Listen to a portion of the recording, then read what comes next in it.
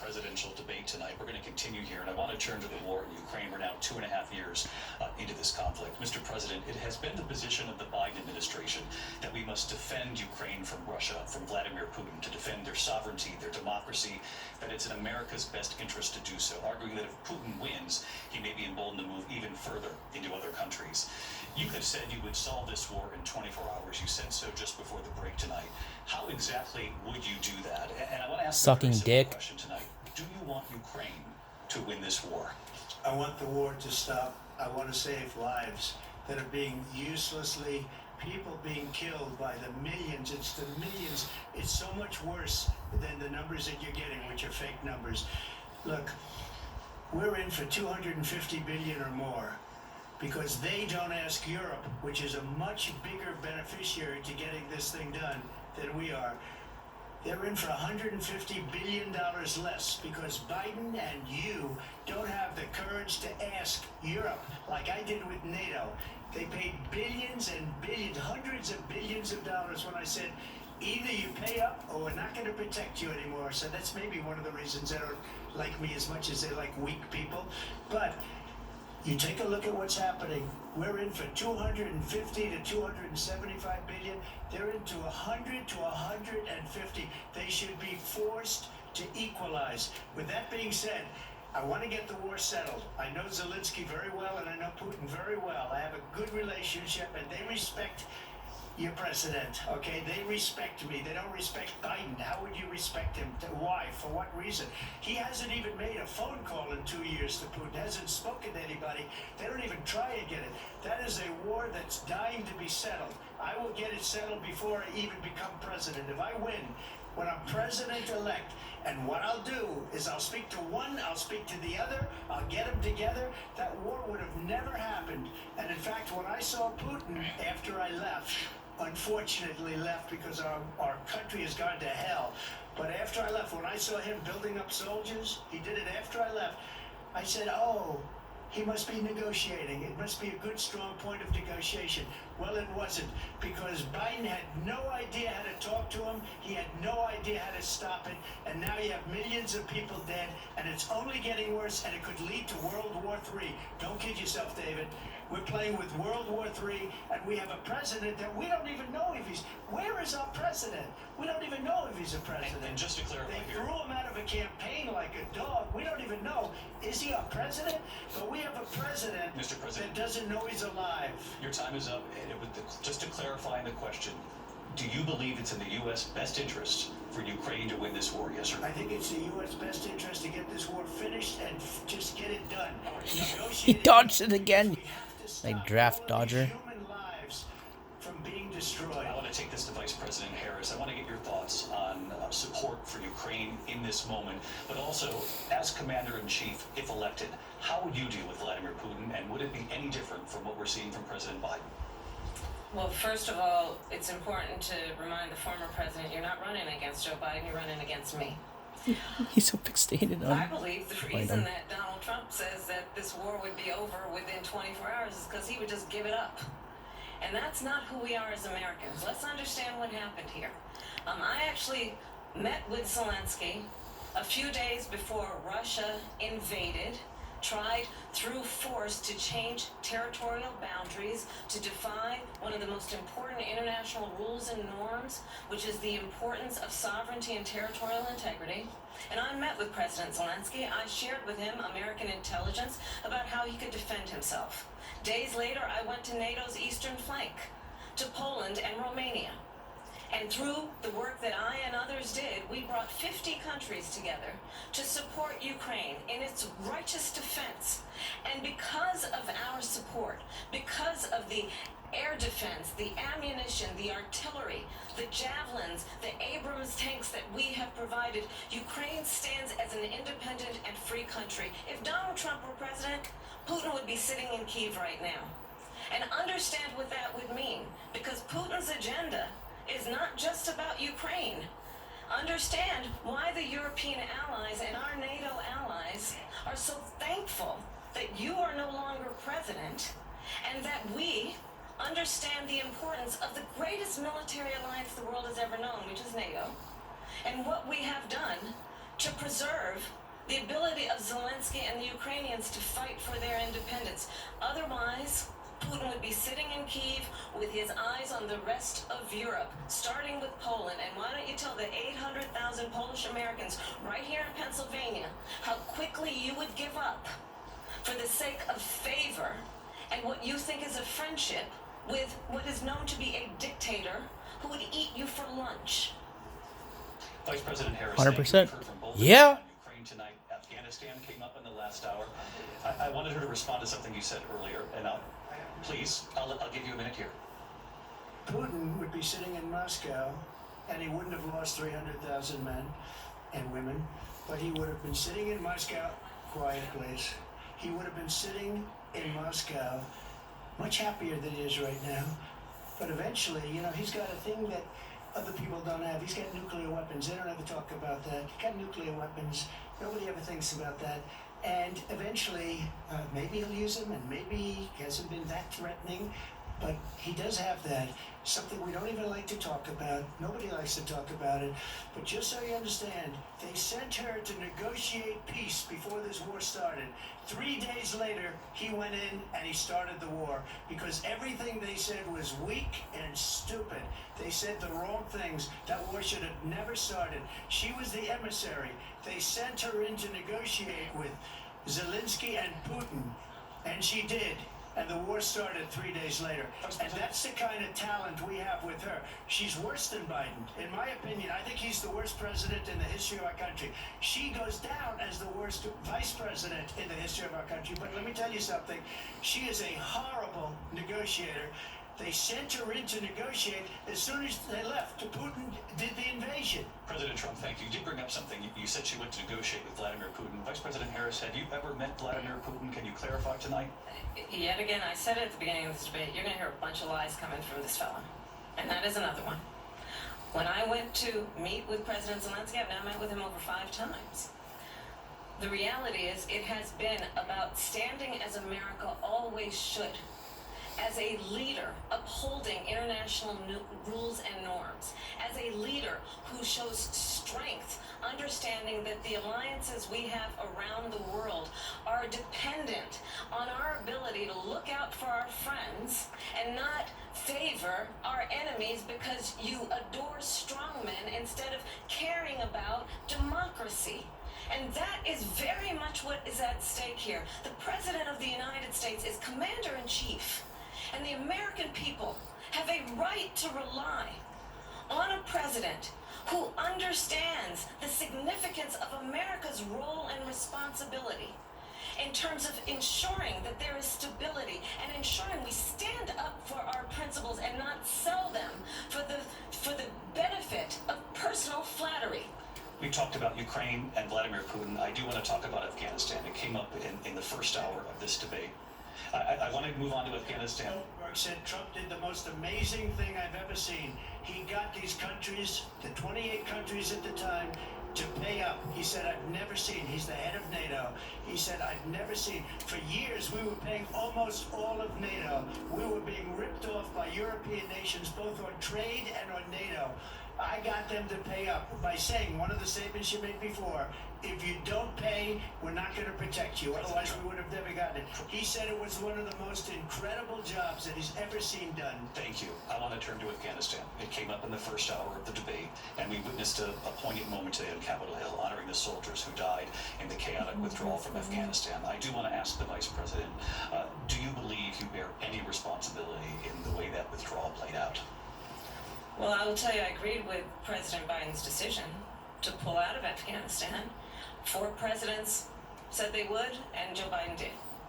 And as a result, America's taxpayers are not paying the $300 million a day we were paying for that endless war. And as of today, there is not one member of the United States military who is in active duty in a combat zone in any war zone around the world, the first time this century. But let's understand how we got to where we are. Donald Trump, when he was president, negotiated one of the weakest deals you can imagine. He calls himself a deal maker. Even his national security advisor said it was a weak, terrible deal. And here's how it went down. He bypassed the Afghan government He negotiated directly with a terrorist organization called the Taliban. The negotiation involved the Taliban getting 5,000 Taliban terrorists released. And get this, and the president at the time invited the Taliban to Camp David, a place of storied significance for us as Americans, a place where we honor the importance of American diplomacy, where we invite and receive respected world leaders.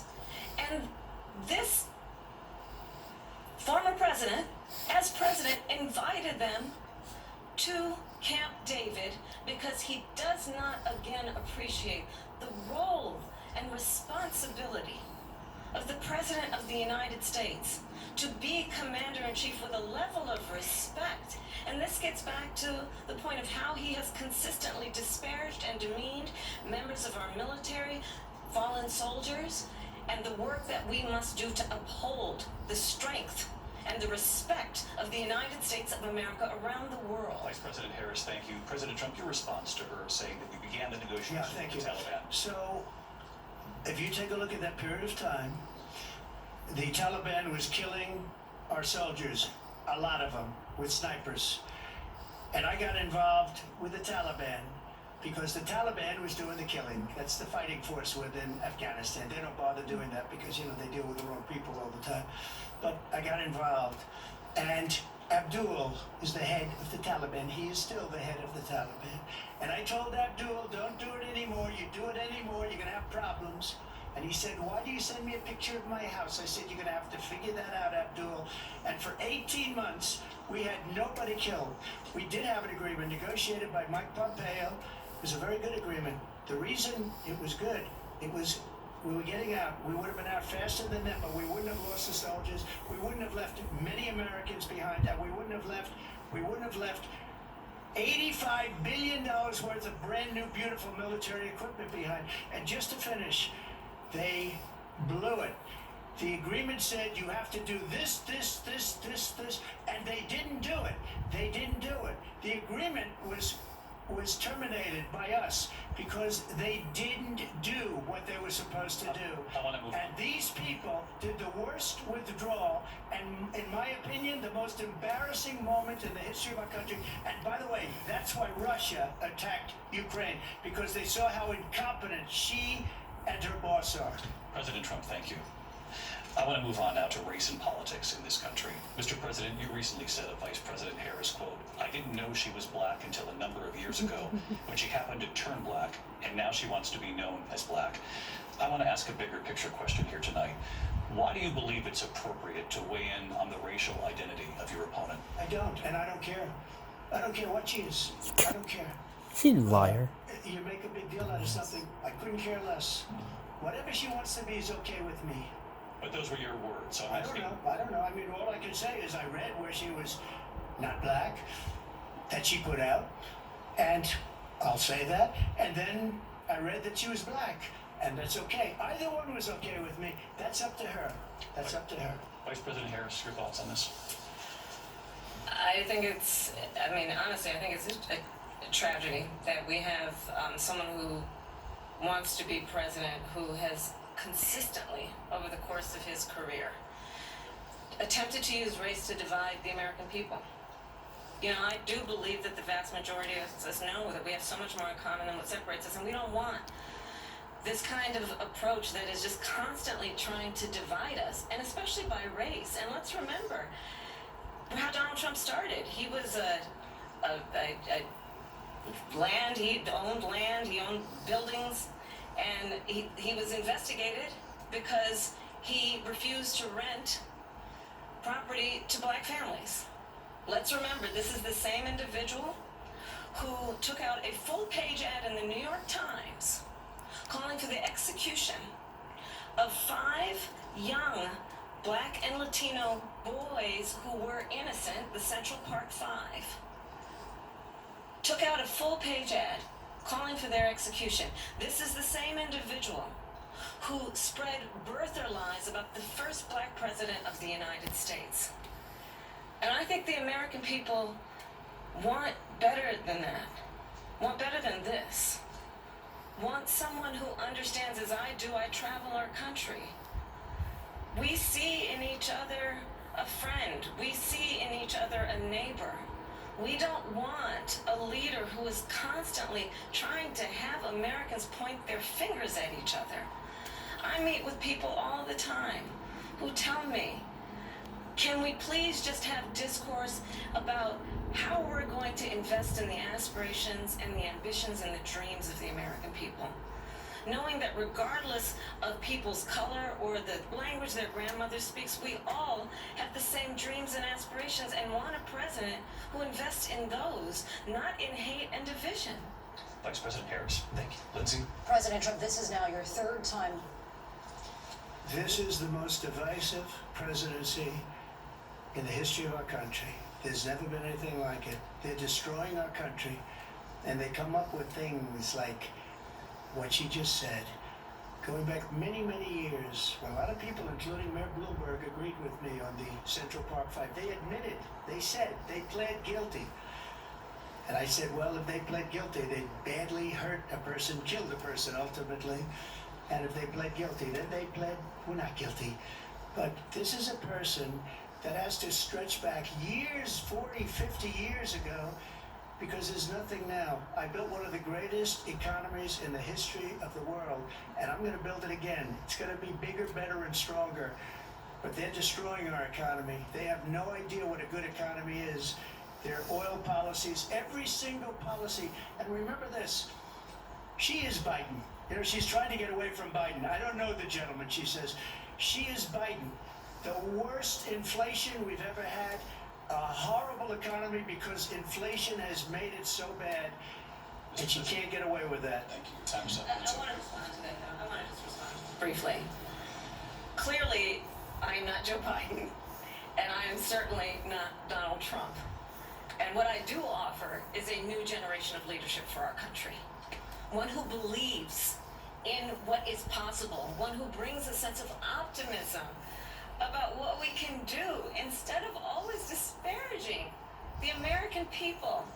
I believe in what we can do to strengthen our small businesses, which is why I have a plan. Let's talk about our plans and let's compare the plans. I have a plan to give startup businesses $50,000 tax deduction, to pursue their ambitions, their innovation, their ideas, their hard work. I have a plan, $6,000 for young families for the first year of your child's life, to help you in that most critical stage of your child's development. I have a plan that is about allowing people to be able to pursue what has been fleeting in terms of the American dream by offering a help with down payment of $25,000 down payment assistance for first-time home buyers. That's the kind of conversation, I believe, David, that people really want tonight, as opposed to a conversation that is constantly about belittling and name-calling. Let's turn the page Vice President and move Harris, forward. thank you. Let's turn to policy. President Let's turn Trump, we to have policy. to move on. President Trump. Let's turn to policy, She please. has a plan to defund the police. She has a plan to confiscate everybody's gun. President She Trump, has we a have to plan move on to to not other Shut up. in Pennsylvania or anywhere else. That's what her plan is until just recently. I just need to President respond. Trump. Gun nuts. The president has said No, I'm something sorry. twice that I need to No, respond to. I'm sorry, we're gonna move on, Vice One President time Harris. to what he has President said Trump, this is multiple now your third time running for president. You have long vowed to repeal and replace the Affordable Care Act, also known as Obamacare. You have failed to accomplish that. You now say you're going to keep Obamacare, quote, unless we can do something much better. Last month you said, quote, we're working on it. So tonight, 9 years after you first started running, do you have a plan, and can you tell us what it is? Obamacare was lousy health care. You stupid It's not very good today. And what I said, that if we come up with something, and we are working on things, we're going to do it and we're going to replace it. But remember this, I inherited Obamacare because Democrats wouldn't change it. They wouldn't vote for it. They were unanimous. They wouldn't vote to change it. If they would have done that, we would have had a much better plan than Obamacare. But the Democrats came up, they wouldn't vote for it. I had a choice to make when I was president. Do I save it and make it as good as it can be, never going to be great, or do I let it rot? And I felt I had an obligation, even though politically it would have been good to just let it rot and let it go away. I decided, and I told my people, the top people, and they're very good people. I have a lot of good people in that administration. We read about the bad ones. We had some real bad ones too, and so do they. They have really bad ones. The difference is they don't get rid of them. But let me just explain. I had a choice to make. Do I save it and make it as good as it can be, or do I let it rot? And I saved it. I did the right thing. But it's still never going to be great, and it's too expensive for people. And what we will do is we're looking at different plans. If we can come up with a plan that's going to cost our people, our population, less money and be better health care than Obamacare, then I would absolutely do it. But until then, I'd run it as good as it can be run. So just yes or no, you still do not have a plan? I have concepts of a plan. No I'm plan. not president right now. But if we come up with something, I would only change it if we come up with something that's better and less expensive. No plan. And there are concepts and options we have to do that, and you'll be hearing about it in the not too distant future. Vice President Harris, in 2017, you supported Bernie Sanders' proposal to do away with private insurance and create a government-run healthcare system. 2 years later, you proposed a plan that included a private insurance option. What is your plan today? Well, first of all, I absolutely support, and over the last 4 years as vice president, private healthcare options. But what we need to do is maintain and grow the Affordable Care Act. But I'll get to that, Lindsay. I just need to respond to a previous point that the former president has made. I've made very clear my position on fracking, and then this business about taking everyone's guns away. Tim Walz and I are both gun owners. We're not taking anybody's guns away, so stop with the continuous lying about this stuff. As it relates to the Affordable Care Act, understand, just look at the history to know where people stand. When Donald Trump was president, 60 times he tried to get rid of the Affordable Care Act. 60 times. I was a senator at the time. When I will never forget the early morning hours when it was up for a vote in the United States Senate, and the late, great John McCain, who you have disparaged as being, you don't like him, you said at the time, because he got caught. He was an American hero. The late, great John McCain, I will never forget that night, walked onto the Senate floor and said, no, you don't. No, you don't. No, you don't get rid of the Affordable Care Act. You have no plan. And what the Affordable Care Act has done is eliminate the ability of insurance companies to deny people with pre-existing conditions. I don't have to tell people watching tonight, you remember what that was like? Remember when an insurance company could deny if a child had asthma, if someone was a breast cancer survivor, if a grandparent had diabetes? And thankfully, as I've been vice president, and we over the last 4 years have strengthened the Affordable Care Act, we have allowed for the first time Medicare to negotiate drug prices on behalf of you, the American people. Donald Trump said he was going to allow Medicare to negotiate drug prices. He never did. We did. And now we have capped the cost of insulin at $35 a month. Since I've been vice president, we have capped the cost of prescription medication for seniors at $2,000 a year. And when I am president, we will do that for all people, understanding that the value I bring to this is that access to health care should be a right and not just a privilege of those who can afford it. And the plan has to be to strengthen the Affordable Care Act, not get rid of it, Vice fast and President roll up Harris, in terms of where Donald Trump stands on I that. want to move to an issue that's important for a lot Made a of mistake. And number one, John McCain fought Obamacare for 10 years. But it wasn't only him. It were all of the Democrats that kept it going. And you know what? We can do much better than Obamacare, much less money. But she won't improve private insurance for people, private medical insurance. That's another thing she doesn't want to get. People are paying privately for insurance that have worked hard and made money, and they want to have private. She wants everybody to be on government insurance where you wait 6 months for an operation that you need immediately. President Trump, thank you. We have another issue that we'd like to get to that's important for a number of Americans, in particular younger voters, and that's climate change. President Trump, with regard to the environment, you say that we have to have clean air and clean water. Vice President Harris, you call climate change an existential threat.